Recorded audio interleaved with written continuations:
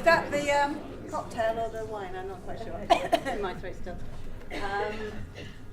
Morning, everybody. I can't believe I did apologise to Alan and to Don having a 9 o'clock slot that we'll all get up. But yes, great event managers who can burn the candle at both ends. Easy. So we are very proud this morning to have a team of people. Professor Alan Fyall and then the Goodfellow team, Sally and Tim, and Brian Garrod and Leo sort of. Leo's hiding. He's very shy. Involved in this project, which is a very good sort of pedagogic, practical way of looking at events. And then we're moving on to Donald Getz, who's looking at the event tourism side of research. So Alan says, shut up, he wants to get on with things. So thank you very much. I would never say that. Okay, morning everybody. I bought my very bright shirt on. I'll put it on this morning to sort of try and wake you up. Okay, so it's a little bit too dazzling, Mark. I apologise. But having recently moved to Florida, I haven't sort of drank alcohol for about 6 months in the volume that I did last night, because you don't do that in Florida. So if I'm a little bit ropey this morning, it's Leo's fault. And Ringwood 49. Okay, before I start, I just want to congratulate the conference organisers, because when I was sitting there yesterday, I was at BU for 12 years up until a couple of weeks ago, and just reflecting back when we started doing the conferences back in 2007, I think we've come a long way.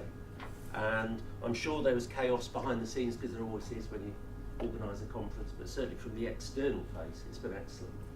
So well done. It's been really Julie good. organised it back there. Yeah, it's very good. Well done. Okay, moving on. I'm a marketing man, so I've got 3 Ps this morning, not 4 Ps, 3 Ps. I'm talking about case studies. It's a blatant education presentation. It's research informed, but ultimately it's an education session.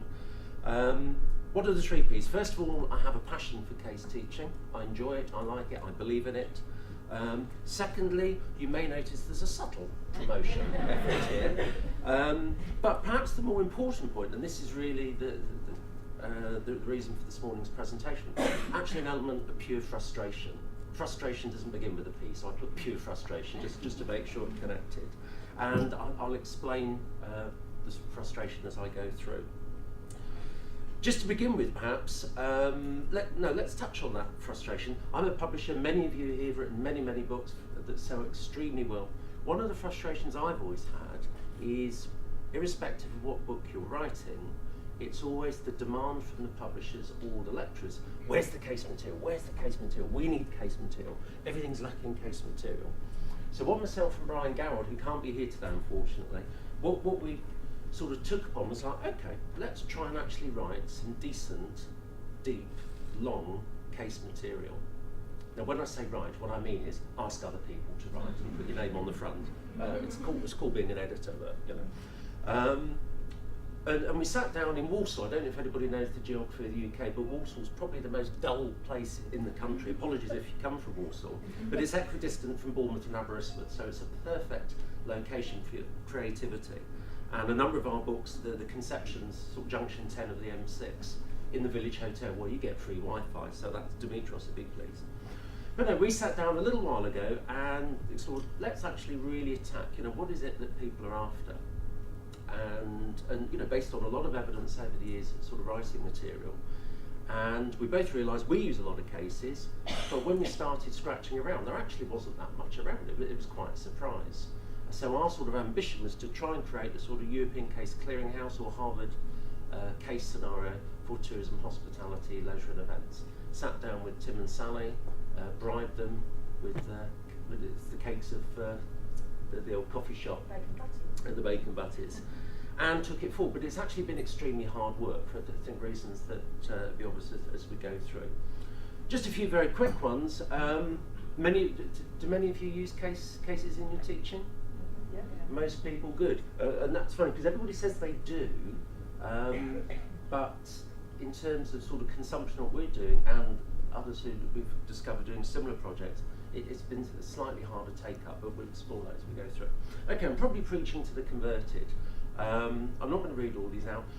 Cases are extremely useful, and it really, I think, takes the subject in the sort of enables you to deliver the subject in a far more sort of engaging manner, and it's certainly far more real. And really trying to, we all, certainly if you're an external examiner, you're always talking about let's get the students to think deeply, let's get them to be critical. And what we've tried to do in the project that we've undertaken here is to try and engender that sort of thinking in style in what we're delivering. And as I say, it's been quite a challenge. Cases are multi-source, they're open-ended, and certainly challenged with my US students at the moment. There's not necessarily a right or wrong answer, that's the nature of the beast. And I think it was interesting yesterday when John Weaver was talking about the Bournemouth Air Festival, which is a very, very, very successful festival now. I was serving on the DMO board at the time. When the decision was made, it wasn't a clear-cut decision at all. It was a very, very sort of knife-edge vote into do we go forward. So it just demonstrates, you don't always get consensus for these things.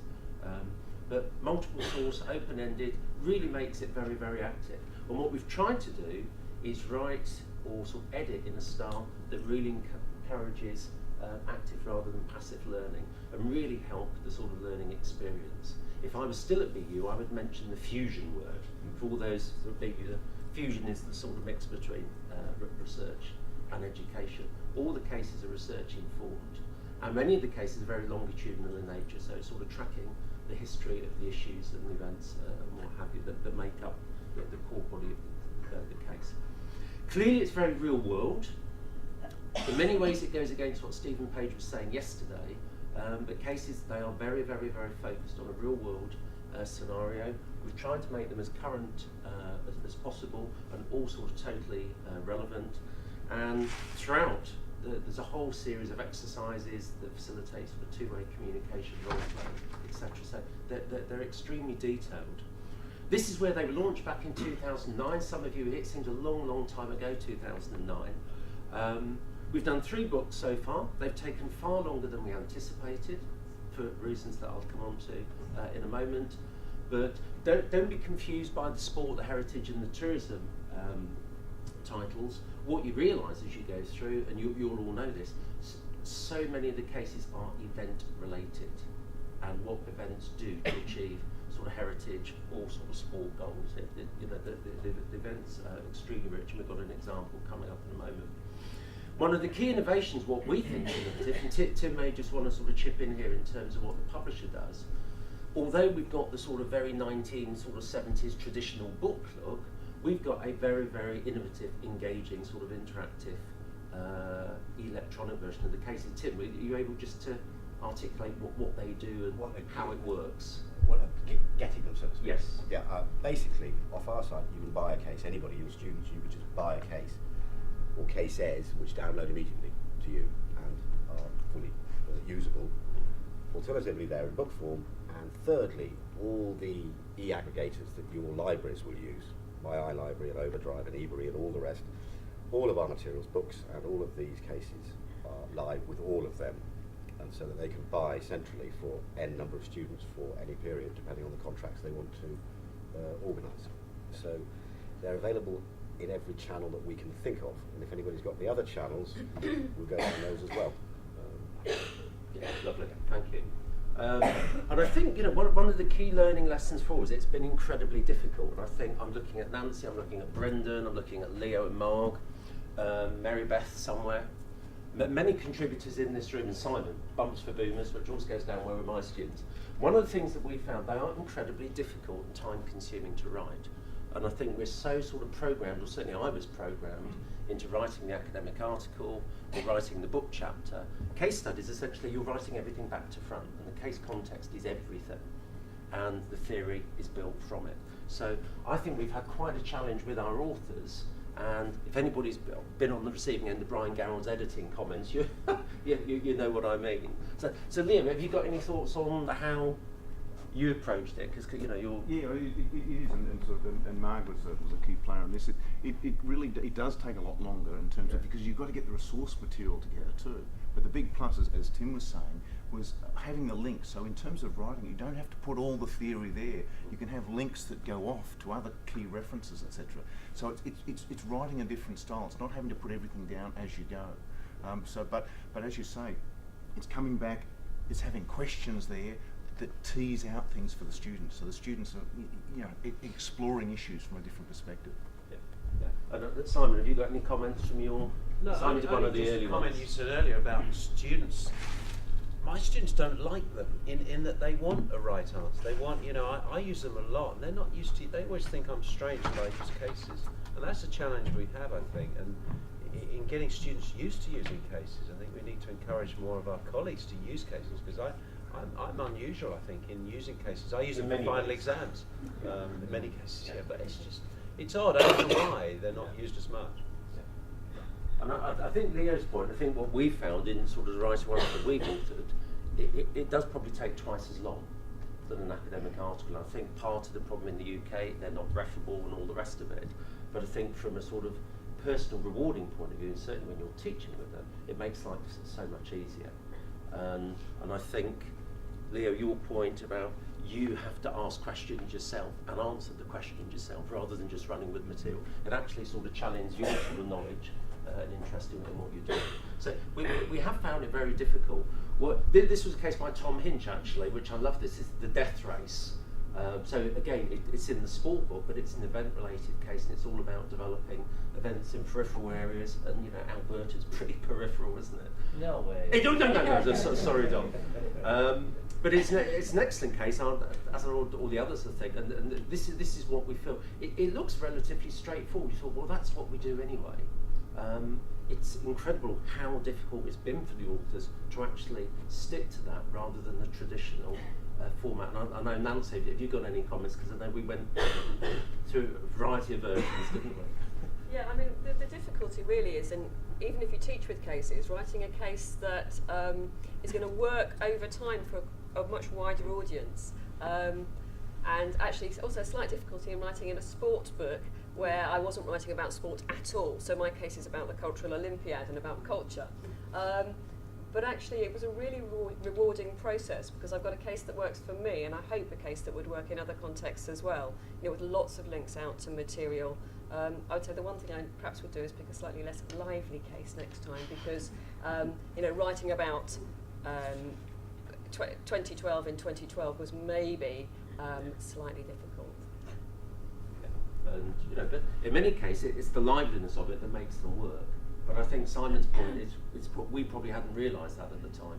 People say they want them, but it's actually hard work using them until you're in that mindset. Just coming to a conclusion, because I'm just a short prelude to Dom.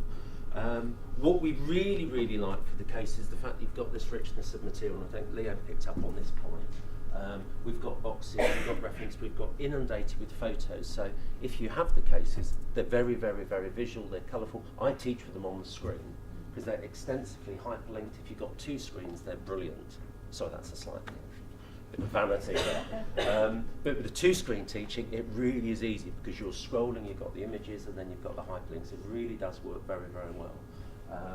But the key challenge is it's the case context which is core to the material, not the theory. It's the other way around. And it's amazing how challenging that is when you're used to a sort of prescriptive way of actually writing. What we're going to do is, I'm quite happy for these slides to be circulated, but if you're interested, Sally and Tim have provided one case sort of free that you can see, that you can look at, you can use, you can digest, and certainly feedback to us. Because clearly we're not in the game of writing material that nobody's actually going to use. Usage is good, but it could be better. And certainly we've just finished Tourism Principles and Practice, the sort of 5th issue of the tourism textbook, which takes an eternity to deliver.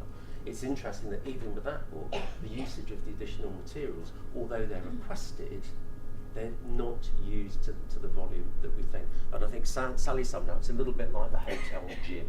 You all like the gym, but nobody actually goes in it, or well, Leo does, but in insufficient quantity. So please get in touch with Sally and Tim over here if you're interested in seeing one, playing around with it, seeing how it works, and certainly feedbacking to myself or to Sally or Tim, and hopefully it will improve things for the future and engage. Leo. Just make one comment, Alan. Just following on from Simon's point, because I think a lot of students are looking for the answer, and I think case studies are a brilliant way of educating, but sometimes academics actually need help in using case studies effectively, so there almost needs to be a guide for academics to assist in that process. Good cue, that wasn't a planted point. There are instructors' materials, the slides, there are sort of lecture guidelines, this is how you could use it.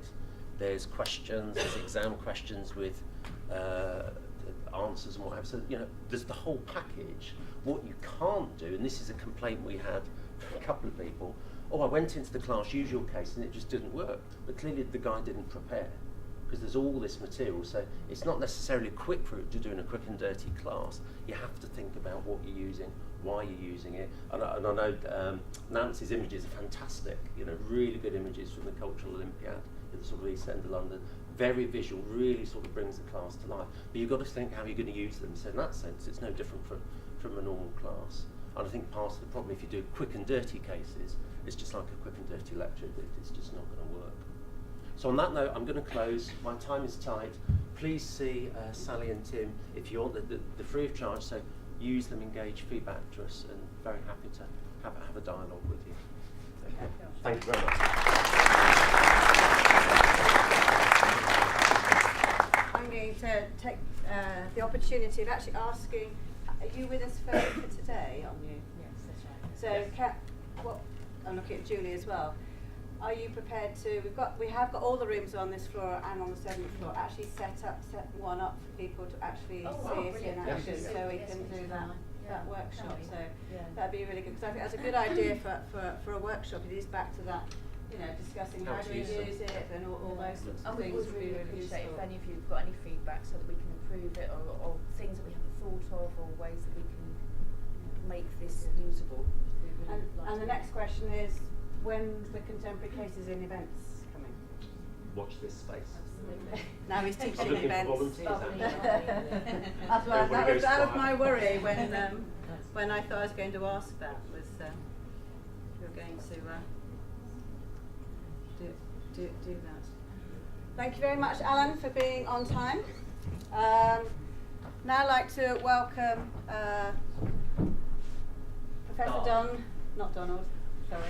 Well, you put Donald on there. Professor Don Getz, who's visiting professor at Bournemouth University, but most of you also know Don from his books and from his gallivanting around the world with everybody else. But look, he's situated his first picture in Bournemouth. So they're making waves. Thank you very much. They will when they jump in the sea, I think. Is Dorothy here? Were you in there somewhere? Somewhere there. You're in the picture? Yeah, she is. She does the pit. And Richard. And Richard. And Richard. Oh yes. Where are you, Richard? No redheads. So, I'm afraid tonight's gala dinner is cancelled. We're doing that instead. Last night would have been alright, but we can't. So, thank you very much for coming in and doing this presentation, and for picking up the theme of the conference. Thank you, Carolyn. Thank you for inviting me. Always a pleasure to be back in Bournemouth and the UK. This is probably the best audience for my kind of speech, and in Bournemouth, events plus tourism. That's the nature of the university program here, so it's a perfect fit. I have to apologize to those of you who have heard me in the last year or two, some of you, at different places, because there is overlap. I've obviously been developing this new event tourism book over the past several years, but there is new material. I guarantee that there's some material in here you haven't seen before. It's not a coincidence that I'm speaking on event tourism because of this new book, just available and on display. I don't have it here, unfortunately. I can't promote it the same way as Goodfellow. But there are brochures out there as well. And my central theme is that event tourism has arrived. It's time to have courses and degree programs in event tourism. And what better place when you have events within tourism or at the same place to bring it together. And some people have asked me in the past, what's the next hot thing? You know, back in the 80s, we could not have predicted that event management would be the next hot thing. And by now taking over in many places from tourism in terms of student demand and programs. And what's coming next, at various times I've said it could be experience design, might still happen, but it could also be event tourism. And so I'm going to tell you what I think is event tourism, an overview of what's in the book, and end with some pedagogic and curriculum implications, which I think are particularly relevant to the people in this room. We don't have a microphone up here. I can use this, but how's the voice? Projecting? Good. I pitied the PR professional yesterday because I've been in exactly the same situation, trying to lecture or speak with your voice disappearing on you by every word, and at the end, you know, he was in pain, obviously, because I know that feeling. I've also had to have colleagues of mine step in and take over from me when the voice is gone. Can you please help out? So, you know, that was the real introduction to my speech. It wasn't Alan. It was the politician and the PR professional yesterday who told you at the beginning of the day how important events and tourism are to the UK economy. He spoke mostly about business events. That's just one quadrant, as I'll show you. But I agree that all around the world, events and tourism, or event tourism, is probably the hottest area of growth and development. It isn't event management anymore. Now, you're mostly event management people, but the real action is in the tourism area. Now, the same forces propelling the growth of event management are propelling the growth of event tourism. You could put it into the context of globalization, mass media, social media, changes in technology which bring everybody close together. The experience economy explains a great deal of it. And I like to frame it in the context of population or organizational ecology. We can use the term legitimation. Events have become legitimate instruments of government policy, of industry strategy, of corporate marketing and sales, and of individual and group behavior. Whatever special interest you have automatically leads to events.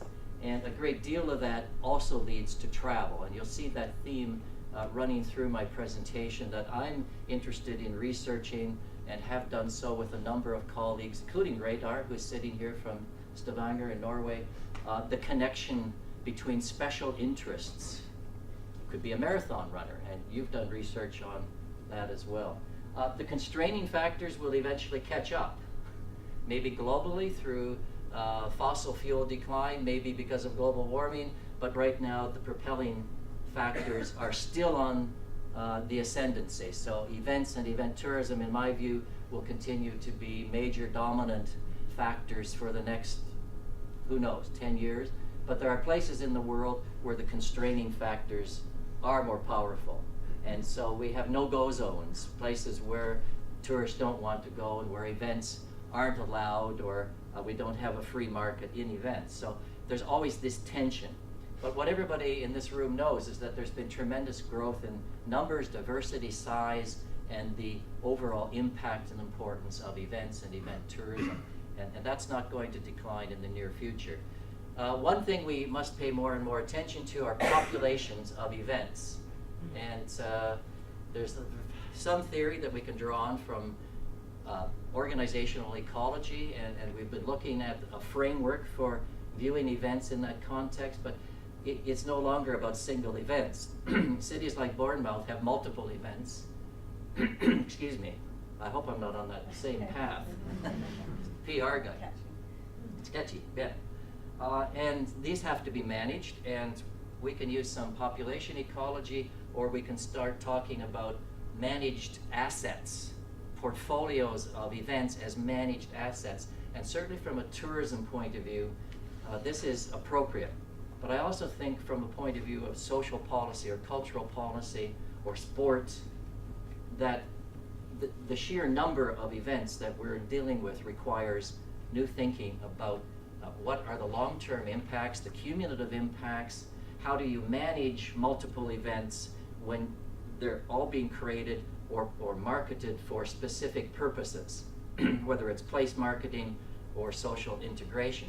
And we've seen the rise of numerous organizations devoted to the creation, bidding on, and marketing of portfolios of events. Event Scotland, I spoke late last year at the Event Scotland Congress in Glasgow.